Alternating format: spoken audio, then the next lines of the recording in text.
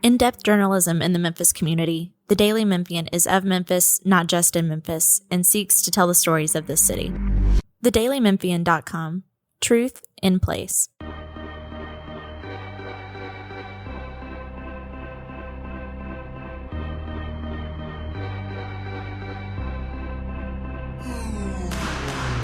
Welcome back to another edition of the Daily Memphian's Memphis Grizzlies podcast. This is your host, Grizzlies beat writer Drew Hill, joined as always by columnist Chris Herrington. It's a little chaotic. It's very chaotic, if we're being honest. I'm in Chicago right now, randomly, family trip. Was seeing the grandparents, was sitting outside of Wrigley Field today, getting ready to go into the Cubs. And I don't even remember who they played. That's how chaotic it's been. The Cubs and Pirates game earlier today. And I get a Shams bomb on the phone. And then ever since then, my day has become complete and total chaos. I've been on and off the phone with people all day, on and off the phone with people during the game, Chris. The Cubs won the game 3-2. I don't remember much of it because I spent a lot of the time on the phone. But obviously, momentous day for the Memphis Grizzlies. Momentous day for the franchise. Desmond Bane headed to Disney World, to the Orlando Magic for 4 first-round picks, a pick swap, Kentavious Caldwell-Pope, and Cole Anthony. Just a massive, massive haul for a player like that. First of all, what were you doing? Everyone will remember where they were when this trade came through, and just how shocked were you when the news happened? I was sitting in my living room reading a book and listening to some records. Is what I was doing. We'd gotten up super early this morning to put my son on a bus to go on a 2-week canoe trip in northern Minnesota, around the boundary waters between Minnesota and Canada. And my wife had gone back to bed to take a nap, and I was just hanging out in the living room doing a little reading. But, you know, I scrambled into action. We didn't have any other plans until late afternoon, so it actually timed out pretty well for me. I had a nice pocket of time in the middle of the day, and I was able to go write. And I felt very prepared to write about this, in part because I had, and you can back me up on this, because we the internal communications, we've talked and everything else. I was planning to write a column this week about the potential logic of a Desmond Bane trade. I had been talking to multiple people all week for the last couple of weeks about like Desmond Bane trade ideas. I had formulated for myself what I thought the logic would be in a Desmond Bane trade if it happened. And I was going to write about it like on Wednesday. And I still thought it was a less than 50-50 shot it would actually happen. But I was literally going to write about the logic of a Desmond Bane trade 2 days from now. And I think that the trade that happened is not exactly what I had in mind, but it's a step towards what I had in mind. So I feel pretty comfortable on this one.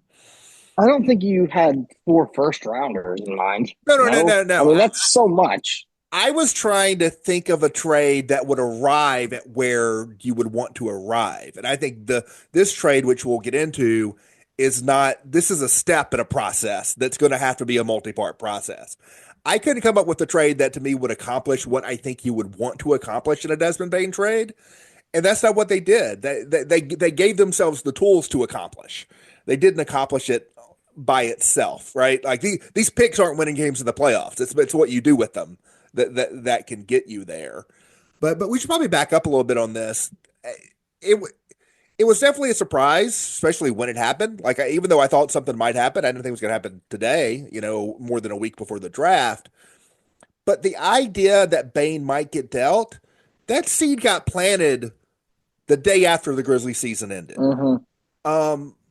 Zach Kleiman sat down at the desk and he said, you know, we're not good enough. He said, we're not one player away. He said, we have to be willing to be uncomfortable.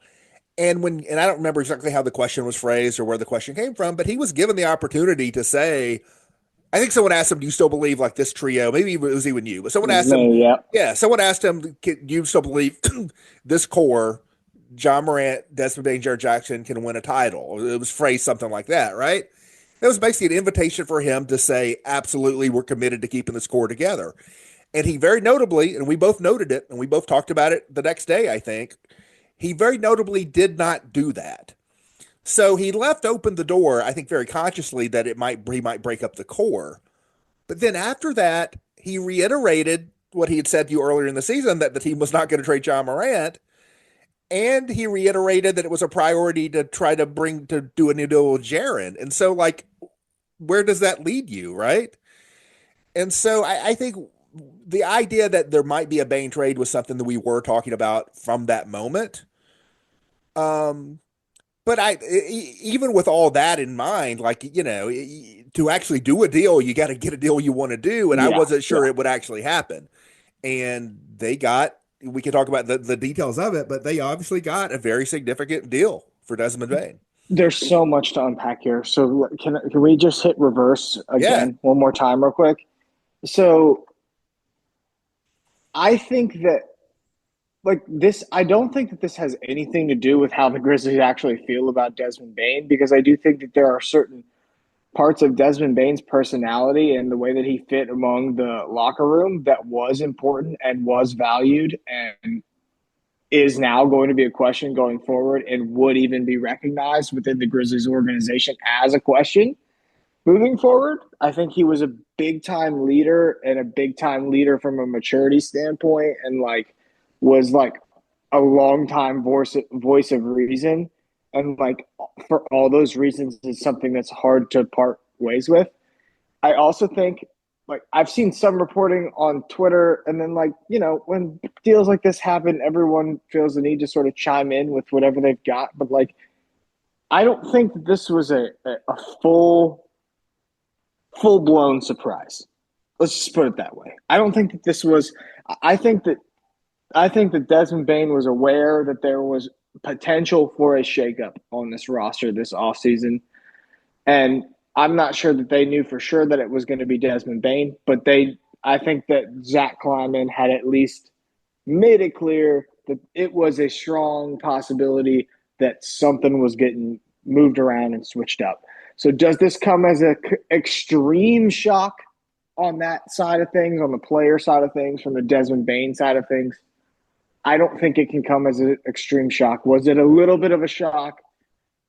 That's I believe to be the case. But I don't think that this was anything that people maybe within the organization didn't see coming entirely. There wasn't a full blindside like I've kind of seen out there. I think that people knew that this was a possibility. And it's obviously a huge deal, right? Like, it's a huge move. A player that has been like part of the core. And well, this is the best if you consider like stage of career, and clearly the return you got. I mean, it may actually in a lot of ways it's a better return because it was a notorious return for the trade I'm going to bring up.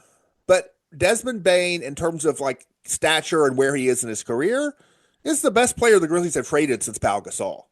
Yes, they traded Marc Gasol, they traded Mike Conley, but they traded those guys after they had turned the corner in their careers, after they were already sort of on the downside a little bit. Mike Conley did actually make an all-star game after that, but he wasn't a 26-year-old, right? It wasn't that point, that right smack in your prime level thing for the Grizzlies to trade a player in their prime in what is not, and we can talk about this, what is not, I think, intended to be a rebuilding trade. Like that sort of is a first. Yeah, no, for sure. So now the question is, like, what do you make of the haul? Like, what do you make of what they got? And what do they do with what they've got? I think those are the big questions, right, from here moving forward. Listen, we're both going to look. Can we just be honest here? We're going to have to do some crash course on the draft, I think. Well, maybe. You and I. Potentially. They got a pick, but that doesn't mean they'll keep it. Like, I think that pick could be in play. 100%. But we at least are going to have to know. Like, my crash course, I think, starts tonight on more draft stuff. I'll be leaning on people that have followed it more closely. But, like, you know, we're going to be doing some draft. But, like, I think that as you've alluded to several different times, like, they're probably not done. It doesn't really it wouldn't make sense for them to just clap their hands and say we're finished with what they've returned, especially with all of this emphasis on we don't need to get younger and blah, blah, blah. Like, I think there's probably more to come. When you think about what's coming, what do you think? Well, I think that's the point of the trade. Yeah. I think what I was going to write already this week, what I was already planning to write, was that if you wanted to the logic of trading Desmond Bane would be this. It's part salary and part team construction, right? He is your number 3 guy. He's number 3 guy on a near max contract, right? Which limits your flexibility if you're having that much money in 3 players, right? But he's also, and I wrote this in what I wrote today, and I was going to write it anyway, but now it really underscores it. Desmond Bane, and I wrote this actually a month ago. I may have been in my player rankings in the season. Desmond Bane is one of the best players in the league at one of the least valuable player types in the league, which is the single position scoring guard. That is the easiest position to fill in the NBA, and that's one reason Desmond Bane they got him at the 30th pick in the draft. So not only could they fill it more cheaply elsewhere, they already had the guy on the roster in Jalen Wells. I think, and I made this point on Jeff Calkins' show last week, if you were starting the team from scratch and Jalen Wells is the first player you got, you would put him on your depth chart at scoring guard, not at small forward. And now you've added Kentavious Caldwell-Pope. They have all kinds of ways to fill that position. It's harder to get the big wing. They've been trying for 5-6 years to get the big wing, right? And so I think if you were going to trade Desmond Bane, you wanted to look for a roster construction that would make you bigger and better defensively on the perimeter. And that would give you more flexibility in the trade market. So I was thinking of trades that would bring back like a starting small forward and maybe another center to pair with Edey, and like I was thinking about like a PJ Washington, Daniel Gafford trade. I was going to write about that with Dallas. Could you do something like that? And so I think what they did was, I think they're trying to move towards a team that's going to be bigger on the perimeter around Ja Morant, that's going to be better defensively around Ja Morant, and that will have more flexibility in terms of your salary structure and in terms of the trade market. And so they got 2 mid-sized contracts attached to good players, like quality rotation players, like Davis, Caldwell-Pope, and Cole Anthony. They got 4 first-round picks. That gives them all kinds of flexibility in the trade market, both this summer. They can carry that into the season, to the trade deadline. And I don't think they'd want to wait this long necessarily, but both those guys are 2-year deals. So you can carry those contracts into next summer as well as expiring contracts. Now you have all these first-round picks. You have all your own first-round picks and all these additional picks you can attach to different various contracts. That makes you active in the trade market. And now you're also not locked into a team that's so small defensively. And I think that's one thing they were looking at when Zach Kleiman would basically give the idea that the team was good but not good enough.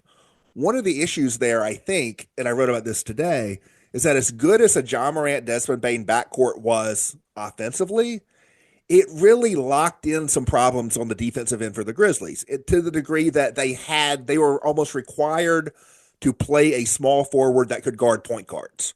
That's what Dylan Brooks did. That's what Jalen Wells did. That's what they traded for Marcus Smart to do. And so that made you inherently small, but it also would create other mismatch problems. So now you're trying to hide Ja Morant on some 6'7", 6'8", 6'9" guy or whatever. I think they're trying to move towards a team that has better defense, better lineup flexibility, and has that kind of upside you see in playoff basketball, right? Where you don't have the weak links that people have been talking about all summer. Now, I don't think this trade has accomplished that for them. I think there was not a trade that accomplished all that. So what they did was they acquired a whole bunch of assets that can give them a path to accomplishing those things.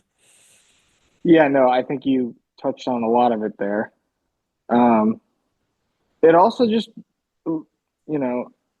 it's simple and it's a point you've already made, but like didn't say it this, I guess, obviously, but like it breaks contracts apart to where now you don't have a $30 million player to trade, right? You've got 2 contracts that you can trade, which there's a bigger pool of attainable players based on what 100%. You're able to trade for.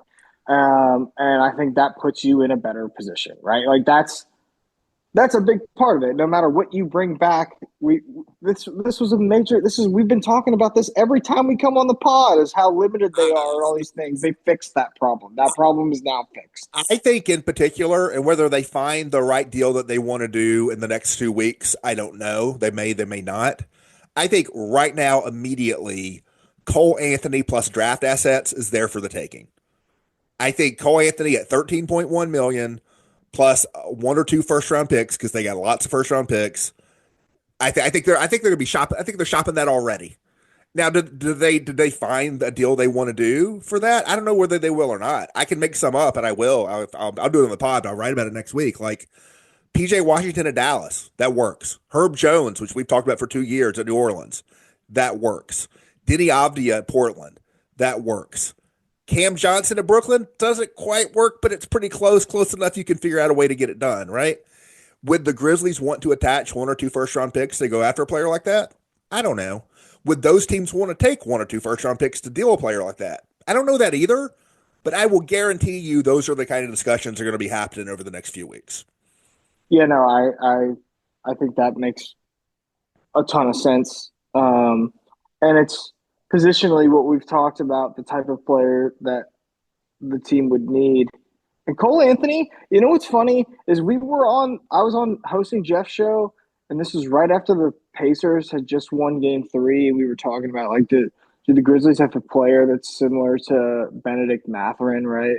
And we said no, like, probably not. And, like, Cole Anthony kind of is the scoring two guard that is somewhat like that.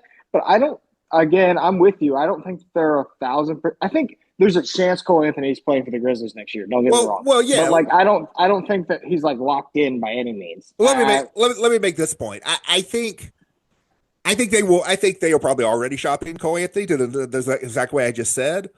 But if they don't find a deal they like, guess what? They'll have Cole Anthony on their team, and he's good. And they'll have him as a guy who's another ball handler, which is on their list of things they want anyway.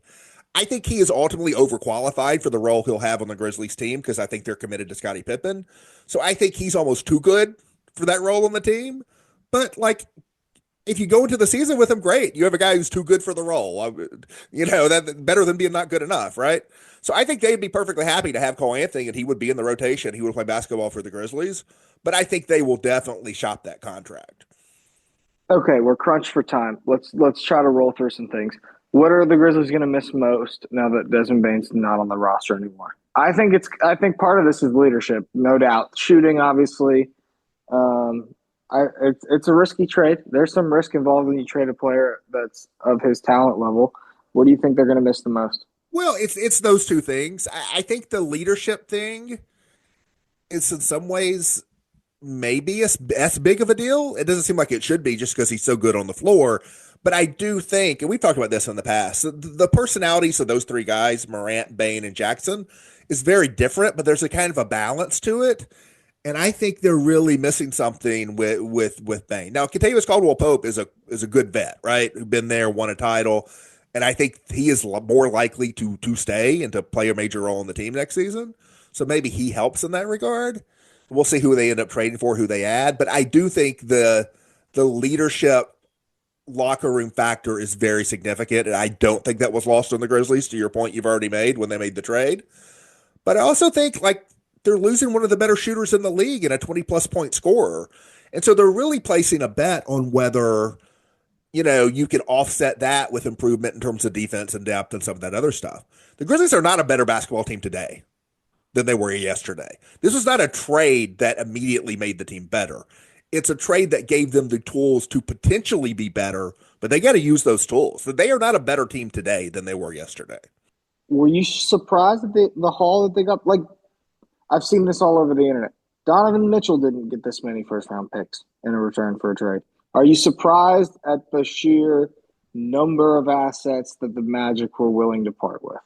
I am. I would have guessed, more of a because the players are good. Like, the players aren't Desmond Bane, but it's not just like dead salary fodder. Like, these guys are good. Pope and Anthony are quality rotation players on reasonable contracts, right? So I think that they have value as players and as contracts, even before you get to the draft picks. Not Desmond Bane value, but like it's a real start. And now you add the 4 picks and the swap to that. Now 3 of those picks are Orlando picks, and Orlando is betting they're going to be really good. They're going to be picks in the 20s, and what do we care? One of those picks is not necessarily the Orlando pick. There's complicated protections on it I don't want to get into necessarily. But the pick in 2026 is more than likely to be the more valuable of the Orlando versus Phoenix pick. And so we'll see what the Suns end up doing. They're trying to trade Kevin Durant, but like there's a chance that they get a lottery pick out of that, you know? And so I think they got a really good haul for Desmond Bane. They get a really good haul for a really good player who's under contract and he's young. And so it's easy to see. I mean, most people like to say who won the trade. Trades are not contests. It's teams trying to accomplish different things. And it's easy to see the rationale for both teams in this trade. You know? Come on, Chris. All things are contests. You know? Everything's a contest. It's 2025, man. You know, we all just want to declare winner, okay? Right. We want to decide who won this trade or not. And right now, I think everybody I think there's more people on the side of the Grizzlies. The Grizzlies have won this trade, you know, as of, I don't know, 8 hours or so after it happened. The Grizzlies have already been declared winners. But no, I think that obviously this is a deal that, as you've made the point several times already, it opens the door and opens windows to other things. I wonder next week if we're going to be talking about a draft pick or not, because it does fly a little bit in the face of this idea that we're not going to get younger, right? We're not going to get younger. We're not going to get younger. And I think there's an opportunity to make sure you don't get younger. I just don't care. They need to try to get better. Is what they need to do. I think there's a good chance. I think that you could see that pick move. I think it could move out. It could move up. That could stay put. I think Cole Anthony in the 16 for a veteran player is something that could very, very easily happen in the next week. I also think if they fall in love with somebody who's going to be gone at 11 or 10, it could be the 16 and a future first to move up to get your guy. I mean, that's what Oklahoma City does like every draft, right? So I'm not going to yell and scream if they move up to get a rookie. Like, do whatever is going to make you the best basketball team. That's the job. Okay, so with KCP in the fold, yeah, does that shore up your wing position enough to where you feel like you don't have to go out and make a free agency or another trade addition there, I should say? Well, I don't think the long-term small forward is on the roster unless that player is Gigi Jackson. So I think they're on the lookout for big wings. I don't think they're on the lookout for shooting guards necessarily, because I think they have Kentavious Caldwell-Pope and they have Scottie Pippen they can play there. And I think they have Vince Williams still, by the way. And I think Jalen Wells, I think the ultimate projection on Jalen Wells is at scoring guard, not at small forward. So I think there's a good chance that they just if they don't trade Kentavious Caldwell-Pope, and he's got a bigger contract, so he can bring back a bigger contract. So I don't think they can roll out trading him. I don't think they're going to seek it out the way they might with Cole Anthony, but I think they can't rule it out. But I think going into the season, I think you think you're fine at 2 guard with Kentavious Caldwell-Pope and Jalen Wells and the other guys, and what you're really on the lookout for is a small forward. Whether that's Herb Jones or a lot of these guys I've mentioned, Diddy Avdia, Cam Johnson, Herb Jones, PJ Washington, other players we can't even think of, somebody in the draft. I think the ideal future small forward for the Grizzlies is not on the roster unless Gigi Jackson becomes that player. And I think that is the number one thing they're looking for long term. And by the way, they've been looking for that for 5 years. Is this the type of move that defines Zach Kleiman's tenure with the Grizzlies? Well, I mean, we talked about the coaching. It depends on the follow up. Yeah. No, I mean, I think it defines it either way, because either it works and people remember this being a turning point for the team, or it doesn't. And it felt like he was already at a point where he's been through the first cycle of players, right? And he did well enough to where I don't think there was, at least internally, any question about whether or not he was going to be the person to lead the team into the next sort of phase. And this is a big move. Like, I think this may be the defining moment of his tenure It's as a a bold general manager. it's a bold move. It is a move. The way I wrapped up the column, which is already up, if people listening haven't read it, I recommend reading it. The way I wrapped up the column I wrote about this today is that you know Zach Kleiman practiced what he preached. He chose uncomfortable, right? He gave the team an opportunity with all these assets, the contracts and the picks. But in giving the team the opportunity, he also gave the team a challenge. Like this is not the easy route, right? To trade Desmond Bane for draft picks and tradable contracts puts the onus on you to use that stuff to get something else. They didn't just trade Desmond Bane for it wasn't a challenge trade of Desmond Bane for some other player and you can say this is our guy. They still got to go out and find the guy or guys, plural. And so he has given himself ammunition, but he's also given himself the challenge to use that ammunition to do something with it. I think you could have made the point, still can, that the best thing Zach Kleiman ever did as the general manager of this team was drafting Desmond Bane with the 30th overall pick. It is. Like, I mean, and then you just traded that player, and there's a history of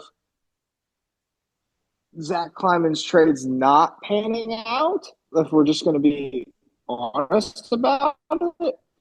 And that doesn't mean every trade didn't pan out, because I think there were some that panned out better than others. But, like, at this point, if you're a Grizzlies fan, I think you're hoping fortune favors the bold here, because that's what this was. He just gave up the player that was, to this point in his tenure as the Grizzlies general manager, that was the best thing Zach Kleiman had done, was draft Desmond Bane. Now he just traded him. So we're about to find out what's going to happen. Yeah, no, I mean they put themselves in a really interesting spot. They have much more flexibility to pivot in different directions, but it's on them now to move forward in whatever direction they move forward in. This is not a trade where you make the trade and then you dust off your hands and say, okay, we're done here, let's go. It's a trade that sets you up for other stuff. What's this mean for the Jaren extension talks? I don't think it means anything for the Jaren talks. I don't think it means much either. Yeah. So contractually, it's a very small difference. You are sending, if you just look at it in terms of Caldwell Pope and Anthony for Bane, that subtracts a couple of million. But you also have this first round pick that you have to pay for. So it's pretty close either way. I think they're still going to try to renegotiate and extend Jaren, and they still have to do a little bit of work, I think, to get to the money where you can do it. But I don't think this changes what they want to do, and it doesn't really change their ability to do it either. So I don't think it really impacts that much either way. But what I will say is that the ability to get something done with Jaren, or at least to have an understanding of the ultimate outcome, even if it were a year from now, is now absolutely paramount, because people may have noticed, a lot of national people looked at this trade and said, it's the start of a rebuild. I am very convinced that is not the intent of this trade at all. I think the intent is to build a different kind of team around John Morant and Jaren Jackson. But it is true that if the team did decide to, or felt it was forced to pivot to a rebuild, it's easier for them to do that now too. And so I think, what happens with Jaren, what does or doesn't happen with Jaren is now really important. It's going to drive whatever the plan is. Yeah, I mean, you wouldn't imagine that they would trade one of the star players away from this team without some confidence that the other two of the remaining three players was going to sign a long-term deal, right? Like, I think this almost signals that they are confident they're going to get an extension done with Jaren. Well, they may be, but my point is that if you found yourself in a position where you either wanted to or felt like you needed to rebuild, you would have wanted to do this trade. So I don't think this trade was done with that intent. I think it was done with the opposite intent. I think it's done with the intent to refashion the team around John Morant and Jaren Jackson. But they are in better position to rebuild if they feel like they need to. I don't think it's going to come to that, but it's